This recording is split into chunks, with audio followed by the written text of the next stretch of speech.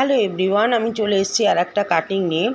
এই কাটিংটা আমি তোমাদের দেখাচ্ছি। এই ক্লায়েন্টস চেয়েছিল তার ফ্রন্টের কাটিংটা খুব সুন্দর করে করি, যেন তার ফেসটা খুব স্টাইল লাগে। তার বাচ্চা ছোট, সেই জন্য সে কোনোভাবেই কোনো স্টাইল করতে পারে না, তার জন্যই আমি এই কাটিংটা করলাম ওনার ফেস অনুযায়ী।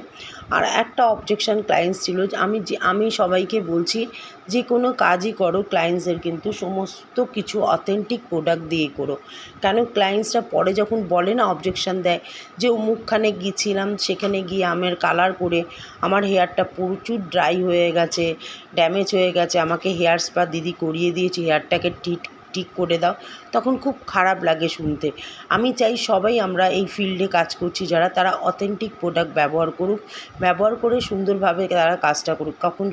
কখনো যার নামেই করুক, বা আমি যদি কোনো খারাপ কাজ করি, আমার নামে যদি কারোর কাছে করে মানে গিয়ে বলে যে খারাপ হয়েছে, তখন খুব খারাপ লাগে।